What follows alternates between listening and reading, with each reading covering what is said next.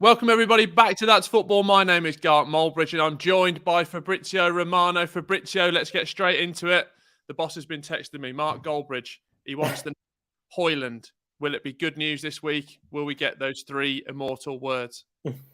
Let's see how the conversation with Atalanta will go. I can tell you that Atalanta are kind of Italian Brighton, I would say, in negotiation. It's never easy to negotiate with Atalanta, and I say it with a positive sense because congrats to them for how they negotiate. It's always complicated to negotiate with Atalanta in Italy, but Man United are expected to submit their opening bid for Rasmus Højlund, an opening official bid, because we had many reports of proposals, bids in the recent weeks, but it was just a conversation between Atalanta and Man United through intermediaries for Rasmus Højlund deal.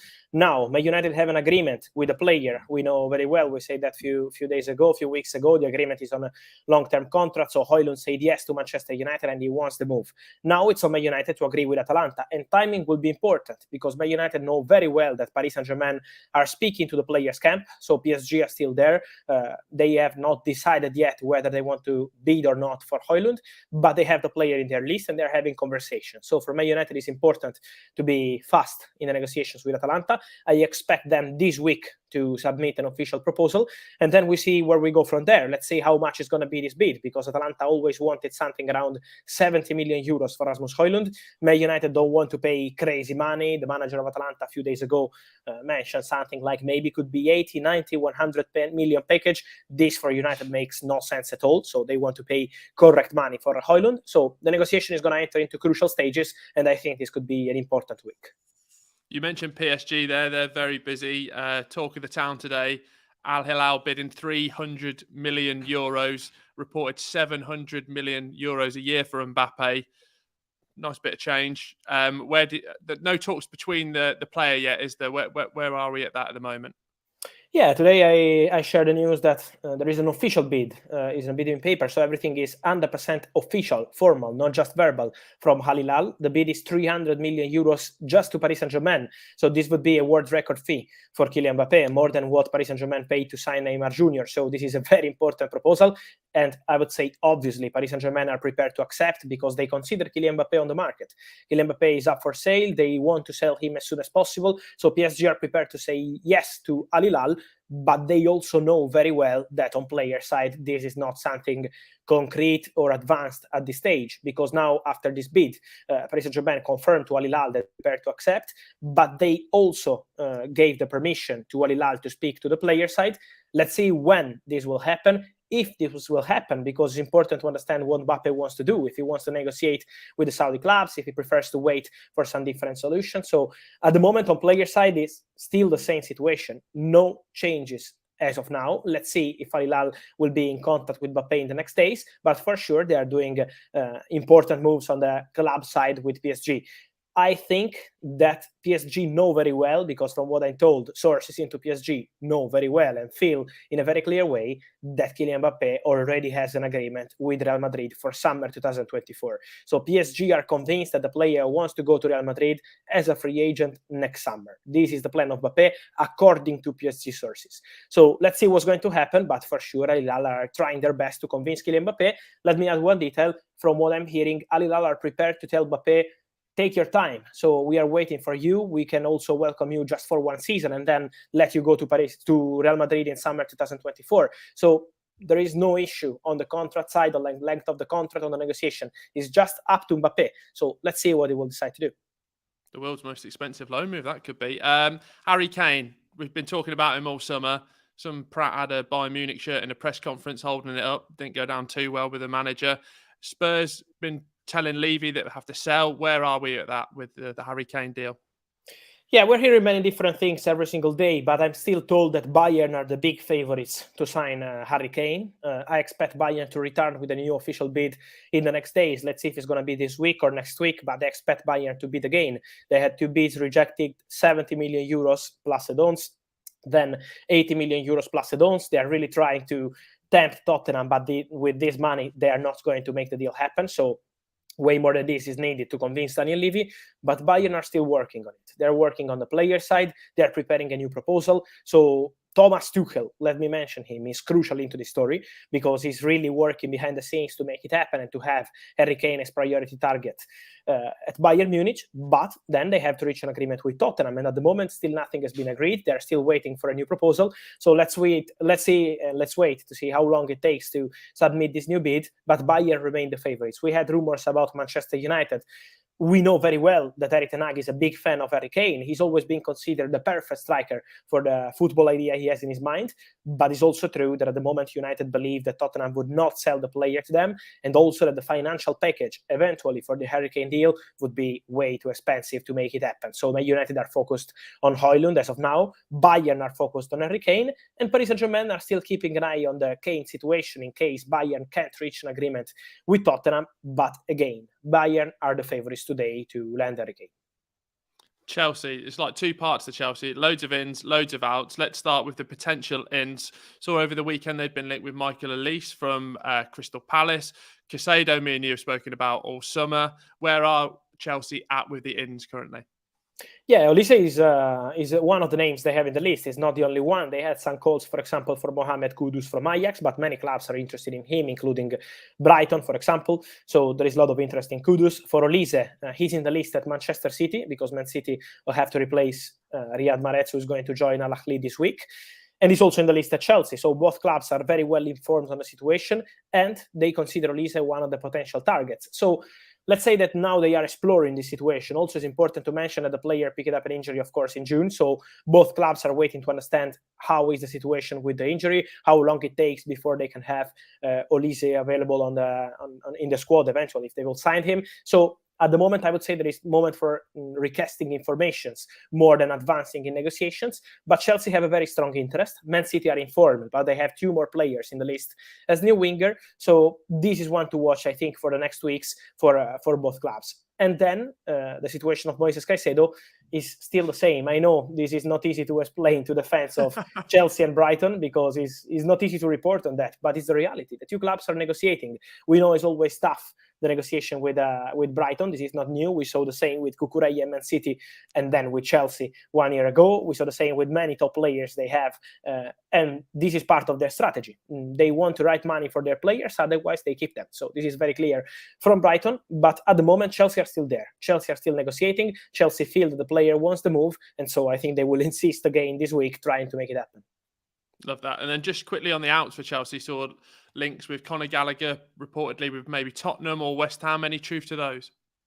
Yeah, I think the Conor Gallagher has a good chance to leave Chelsea. Then it depends on the proposal, because for Chelsea this summer, the beginning of the summer, they had some players they absolutely wanted to sell, and they already sold them, many of them, like Aubameyang, Loftus-Cheek, Pulisic, and many others. For Conor Gallagher, it's different. He's one of the players they consider on the market in case they receive a good proposal. Otherwise, they're prepared to keep Conor Gallagher in the squad. So he's not out of the project. He's still into the project, but in case they receive a proposal, they're prepared to let him go. It was the same in January. They received the proposal from Everton, and they said no on the player side. He was not attracted by that possibility. Now there is interest from Tottenham, it's true. There is interest from West Ham. He's one of the big names on the list at West Ham after they got the big money for Declan Rice. But Chelsea are still waiting for official bids. So let's see how that will evolve. But I think Conor Gallagher could be one to watch for sure this summer, because Chelsea are open to negotiations. But let me clarify that the player remains into the project of Mauricio Pochettino. Manchester City, sort of same setup, ins and outs going on there. The outs on Bernardo Silva, really strongly talked about at the start of the summer, gone a little bit quiet. And then on the ins front, Guardiola sort of really touted. Is that still plain sailing for them? Yeah, for Guardiola, they had an agreement in place. Then there was a big mess around that story, because the leak of the story was not really appreciated on Leipzig side. We know that sometimes with German clubs, this kind of things happen. So it really changed the status of the deal. We are still waiting now for Manchester City to return in touch with Leipzig and trying to find a solution. They have an agreement with the player. It's more than 1 month that the player wants to go there, wants to join Man City. He had the medical ready, the main part of the medical ready with Man City, and now he's waiting to complete his move to City. So let's follow that one in the next days. And then the other name you asked me? Bernardo Silva. For Bernardo, is very clear. I think before the sale, it was not a sale, of course, because he left as a free agent, but before the Ilkay Gundogan story with Barcelona, Manchester City focus was on keeping Ilkay Gundogan and maybe selling Bernardo Silva this summer. Then when Gundogan decided to join Barcelona, it completely changed the story around Bernardo Silva. So what I can say is that Paris Saint-Germain are still trying for Bernardo because they consider Bernardo top target. There is strong interest from Saudi. This is true. They would like to make a proposal and to tempt Bernardo, but Man City are really pushing to keep Bernardo Silva at the club. So they want to offer him a new deal. They want to convince Bernardo to make Bernardo a crucial player for present and future of the club. So they are speaking to Bernardo's camp to try to extend the contract, or in any case, to keep the player at the club. And so this is why, after the Gundogan story, it really changed the situation around Bernardo Silva. But let's keep it open, because at the moment, still nothing agreed between Bernardo and City on new contract. Liverpool, their midfield's been talked about over the last couple of seasons with different people linked with them. Potential outgoing was Fabinho. It was reported in the Express that the main hiccup around that was being able to bring his Bulldogs over to Saudi Arabia, and if that could get the here we go. Did you hear anything about that? And who would likely be a sort of replacement for him if he was to go? Honestly, I want to be very honest with you. I don't think, with all respect for animals and dogs, that two Bulldogs can make collapse a 50 million euros deal. So I don't. Man loves his dogs, Fabrizio. Of course, but I don't think it's going to be a problem to have his dogs with him in Saudi in any case. So I think, from what I'm told, being serious, there is an issue, and it's about the timing to prepare all the documents. So Liverpool are waiting for Al Ittihad to send them the official documents, to check the documents, and then in that moment the deal will be done. Al Ittihad president is in London since Friday to try to make it happen, negotiating every single day. So the conversation is very advanced, and I think in the next days it will be completed. This is the expectation, but still waiting for the official documents. Fabinho has an agreement with Al Ittihad. It's a 3-year deal. He already spoke to the coach Nuno. So I think this week the idea is to close the Fabinho Al Ittihad deal. And then there is Jordan Henderson, who is going to Al Ettifaq. So the deal for Jordan Henderson is done. In this case, also the documents have been exchanged. So we just wait for him to sign the contract. He had the medical as new Al Ettifaq player. So this is the expectation for both deals to be completed, and then for Liverpool to sign at least one more midfielder. It could be two. Let's see how this will evolve in the next weeks. I will keep the name on Romeo Lavia, because I'm told that Liverpool are still keeping contacts with the camp of Romeo Lavia. He's a player they really appreciate. Liverpool don't want to pay £50 million for the player. This is the price tag at the moment from Southampton. Liverpool hope for a different price in the next days or weeks, but Romeo Lavia is one of the players in the list, not the only one. So I think Liverpool will be really busy, especially in August. Just on that as well, very, very small rumblings over, but mainly talk on Twitter. But Mohamed Salah has been one of those players sort of linked with the potential Saudi Arabia moves. Do you think he's going to be starting the season at Liverpool and staying there for the remainder of it? Yeah, I think Mo Salah is going to be part of Liverpool project for next season. We know that Saudi clubs are trying to tempt the biggest stars in football, and so it was normal also for them to try to understand the conditions of a potential exit for Mo Salah. From what I'm told, the most concrete attempt was for another Liverpool star, Luis Diaz, because Al Hilal tried to understand if they had the possibility to approach Liverpool to make a bid around 50 million euros for Luis Diaz, try to tempt the player, but the answer was no from Liverpool. They want to keep the player. They consider Luis as an important player for next season and for the future. So at the moment, nothing has changed. And also for Mo Salah, the expectation of Liverpool is to keep both of them and to have both of them as part of the project, also because they already changed a lot in the midfield. So changing a lot of players also in attacking positions could be dangerous for Jurgen Klopp. One I forgot to mention, not just on Manchester City, was Kyle Walker, linked with Bayern Munich, nearly there. Where are we with that situation?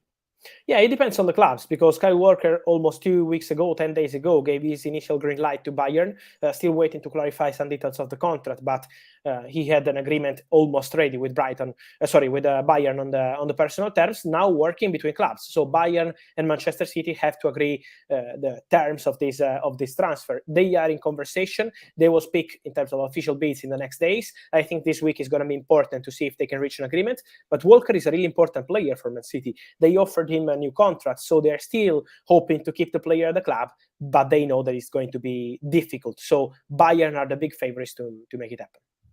Last one from me. Harvey Barnes, obviously signed for Newcastle United, signed, sealed and delivered at the weekend. Are they still active in the transfer window? Is that more outs than ins, or are they active everywhere? Yeah, now the first point has to be to sell Saint-Maximin to Al Ahly. They have a verbal agreement. The player had the first part of medical on Friday as new Al Ahly player, and then they have to sign the contract probably this week to make it happen. And then it's going to be some. I think there is going to be some more opportunity for new ins for Newcastle. Eddie Howe wants some more player in the next weeks to join the club. Of course, as he always mentioned, with the financial fair play, they have to be careful. They have to do ins and outs, so not just spending big money on players. But let's see what happens. For example, they had some conversations for Axel Disasi, the centre-back of Monaco, and he remains one of the players they have in the list at Newcastle, also at Manchester United. So Disasi could be one to watch. Love that. You know how we end. It's the biggest summer saga going on throughout, maybe till the end of August. Do you have any potential Birmingham City news on your radar? I will give you, trust me. In August, it's going to be easier. Now I'm too busy with Mbappe, but in August, it's going to be better. And that's understandable, really, isn't it? Fabrizio, thank you very much for your time. Always appreciated, and we'll speak to you soon. Thank you. Ciao. See you soon. Thanks, Fabrizio. Right, thanks to Fabrizio there. I will get my Birmingham City news one day. Oh, I'm over here, over there. I'll do that. Over here. You want 2 lots of Gark? What you got for me, Matt? I'll go over here. Always a pleasure chatting to Fabrizio. We'll be back in 2 Mondays' time with some more transfer news. And don't forget to give this video a like, give us a subscribe, and Got Mulbridge will be back soon. Cheers. See ya. Bye.